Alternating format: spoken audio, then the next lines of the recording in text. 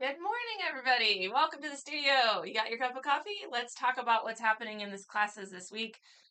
We don't have a ton to show. I didn't bring anything with me.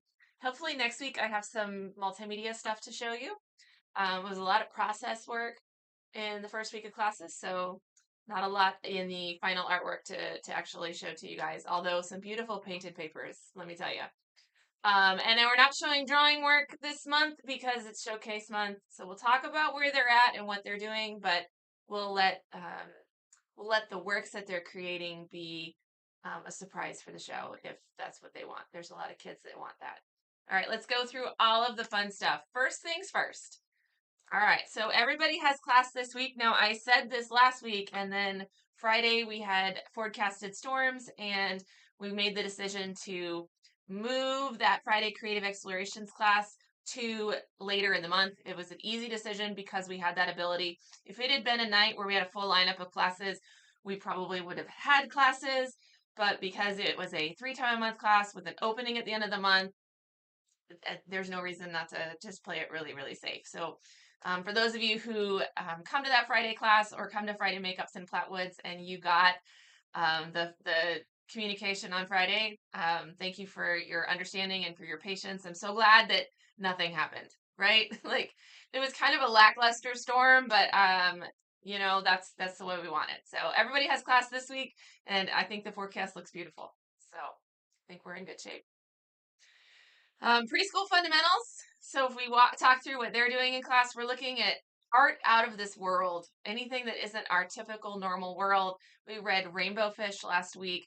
We made fishy prints. We played in an under the bed like box that was filled with water and under the sea toys. But the favorite was the dress up clothes. So a lot of pretend play happening this month. Both studios have a dress up bin full of amazing garb that the kids can put on, and that was definitely the favorite.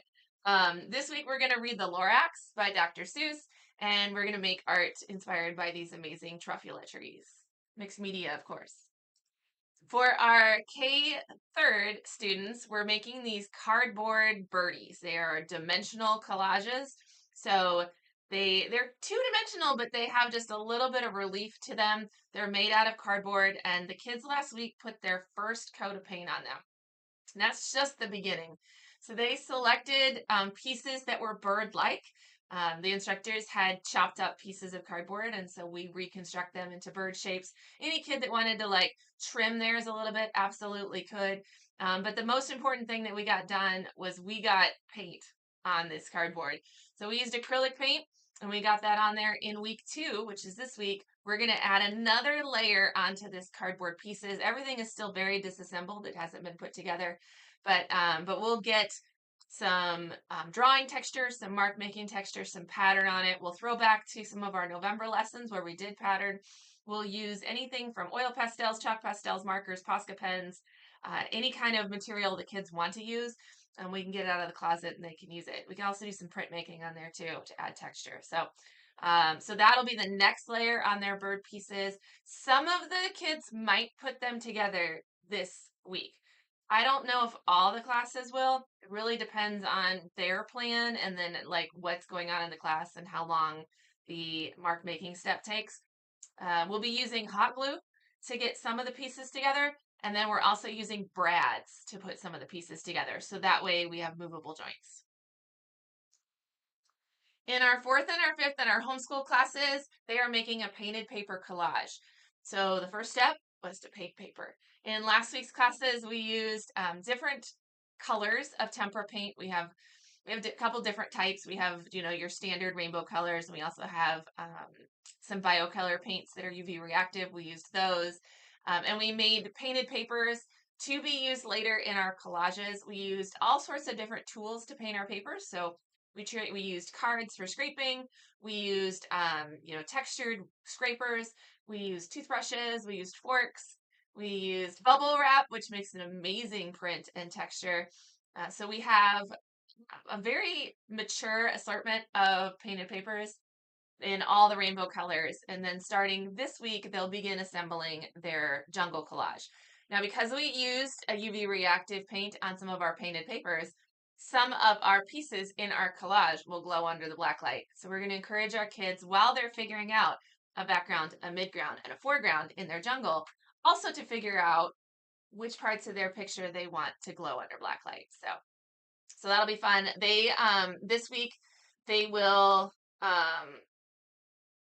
begin constructing, but not actually gluing. I mean, they might get a background glued, but we're really going to hold off on gluing tons of pieces because unlike a painting, it's really hard to go back in and put a background in after you've created the foreground in collage work. So if I have a panther in my jungle on a tree and I make my tree that's right in the front of the picture and I make my tree and then I put my panther in it and then I realize I haven't done anything in the background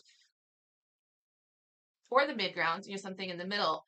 In a painting, I can just kind of paint around it. In a collage, it's not impossible, but it is a little bit trickier. So we're going to try to encourage them to keep that layer off. Don't glue it down yet. And then you can still lay it out and kind of puzzle piece it together, but we won't glue down until we're sure we have the depth that we want out of the picture. Lots of great scissor skills and gluing and collage and decoupaging skills that are happening in this class here. Lots of little pieces. So, all right, for our 6th, 7th, and our 8th, 12th, which I must have failed to load an image on this slide. They are also doing a painted paper collage. Their subject matter is wide open. They can choose whatever they want for their subject, for their composition. They looked at art inspiration last week. They planned a little bit of their composition, and then they painted papers as well. So we have the same supplies for them.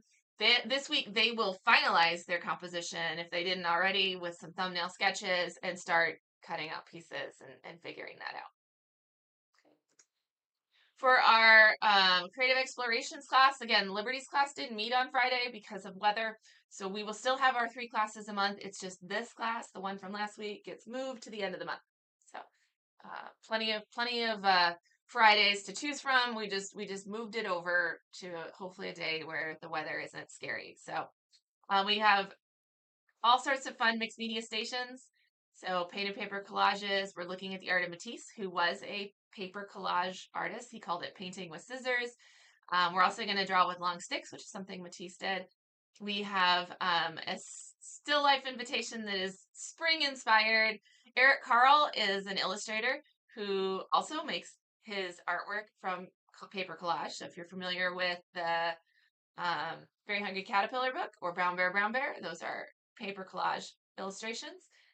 So we're gonna have a journal invitation with a whole bunch of Eric Carl books out and invite kids to create a story with their illustrations. And then the sensory bin, more paper art, is paper strips and staplers. So paper chains.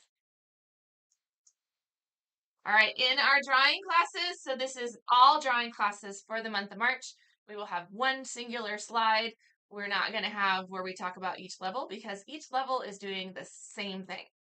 They are all working on a showcase piece. This is their chance to work for 4 weeks on a finished piece. Most of the time, with the exception of the 103 classes, most of our classes work on lessons each week, and finished artwork is not the goal. It's like our workout every week. It's something that we come in and we build our drawing muscles. But this month, we're going to give them 4 weeks to work on something that is near and dear to their heart, that they're passionate about, and to finish it all the way through. So we'll go from brainstorming and thumbnails and concepts all the way through to a finished piece of art that we put in a mat. We write an artist statement and it is ready to show. That doesn't mean that they have to show that. It doesn't mean they have to show that piece. It doesn't mean they have to show anything. But we're still going to make a showcase piece. So that in the first week, we did a lot of collaboration and a lot of talking about what makes good art. This is an amazing discussion to have with kids. It is eye-opening. What makes it good? What do we like? Because we're not all the same. But we talked about what makes it finished, what makes it polished. What makes a drawing stand up to a painting? Because it's hard, right? Because drawings have a tendency to look like a first step. So how do you make it finished? So we pulled a bunch of art that we have everywhere around the studio with tons of art. And we had our own critique and our own discussion about it, get the brain going, talk about, the possibilities that we have in making art. After we did that, then the kids got to brainstorm their subjects, like what are they passionate about? What are they inspired by? And a lot of them pulled a reference image. So the instructors got those printed if they needed to. They discussed what their composition might be. So just because I have a reference image doesn't mean I'm copying it. How do I lay out my composition? What changes do I make? And then we drew little thumbnails, and this week they'll start sketching. So this week, like last week was just in journals and practice stuff and planning. Maybe they talked a little bit about what type of drawing medium they want to use, right? Because we have pastels and we have ink and we have charcoal and we have graphite, we have colored pencils. So we have tons of different options for what the drawing medium might be. And then this week they're going to get out their final piece of paper and actually start working on that final piece of art. Try really hard to make sure they know that this like final piece of paper is not precious. It's just paper. If we mess it up, we just throw it away and we get another one. It's okay. But it is the final like artwork. So they'll start on that.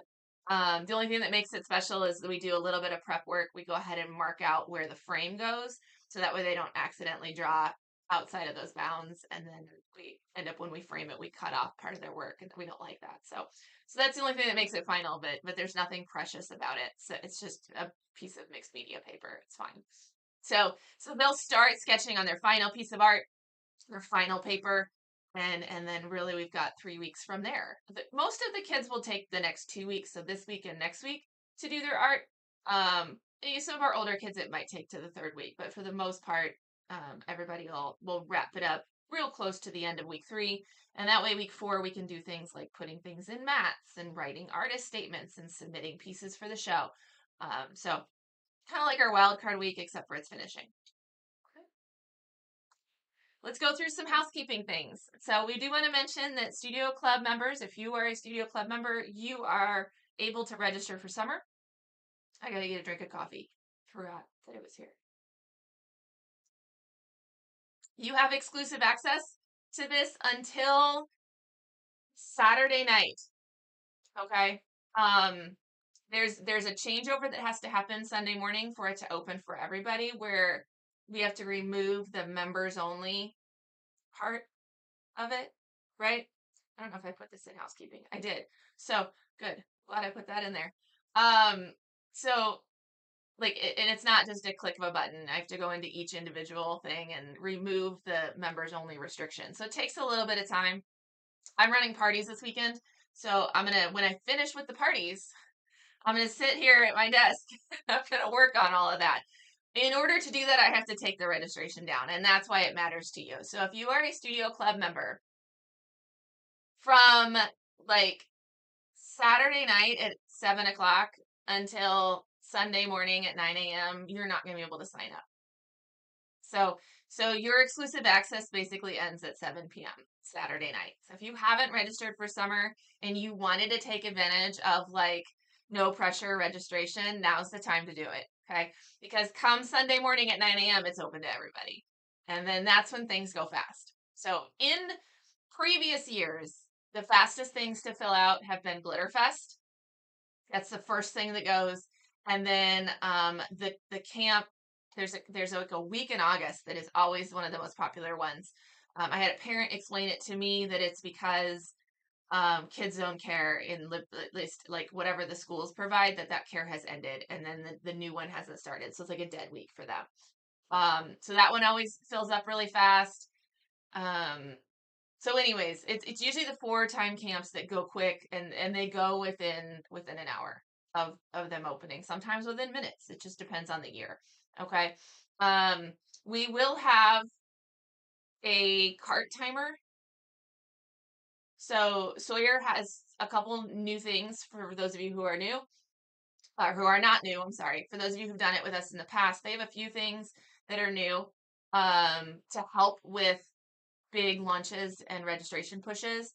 The first is a cart timer where they will hold your stuff in your cart and it is locked, and that way nobody can like swoop in and grab it for you just because they push buttons faster. So the cart timer will be there, which is, I mean, really should be something that everybody's familiar with, right? Like we've all bought tickets or something online or something, right? So same thing.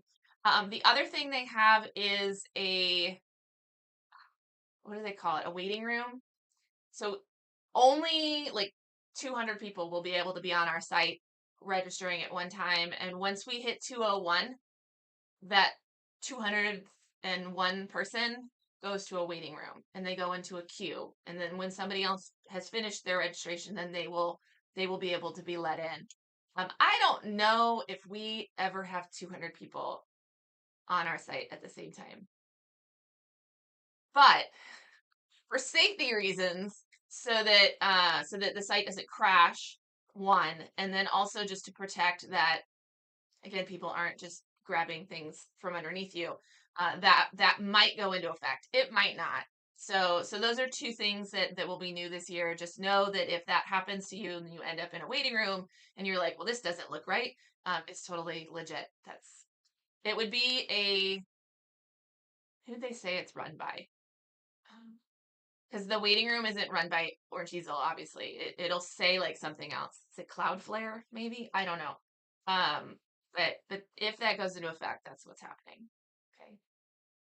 I'm sure it'll be fine. 9 a.m. Sunday morning. I'll be here, by the way, to take your phone calls. Although the best thing you can do, number one, double check, make sure what location you registered at. Number two, send me an email. Don't call. I'm faster at email, you guys. I'm so fast at email. I can triage, I can click, I can respond, and I can usually help more than one person at once while I'm doing emails. But if I'm on the phone with somebody, I can only help one person. So emails are great. Okay. All right. Let's do the next one.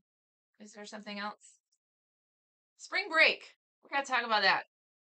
I'm going to look at the calendar. You ready? Oh, we are not here. I forgot to move the icon. Okay, we are here. I copy and paste you guys the slideshow every week.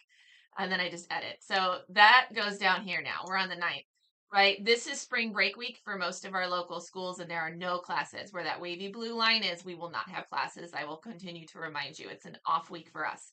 Notice it's the 5th Monday and the 5th Tuesday. It's also the first Wednesday, Thursday, Friday of April, but there are 5 Wednesdays and Thursdays, so we're able to do that. All right, Heart Show submissions begin Monday the 16th. We'll talk more about it. I promise there's nothing you need to know about it except for just to kind of have it in your brain that sometime between the end of March and the beginning of April, we got to get Art Show stuff in. And then junior staff application process begins Sunday, March 15th. So we have a lot of things coming up. The deadline for this is the end of March, I believe. Okay. I think so. 13th. It's way late. Hang on. That's how I told you wrong. So March 15th is the beginning of this. The deadline isn't until April 13th. You have a long time. Okay, so we'll continue to talk about it. We'll also give handouts to some of our kids who are qualified to join the junior staff. So they might come home with one. All right. That's all of my housekeeping stuff. All right, you guys. Have a great week. Summer launch at the end of it. It's going to be good. We're excited. Let me know.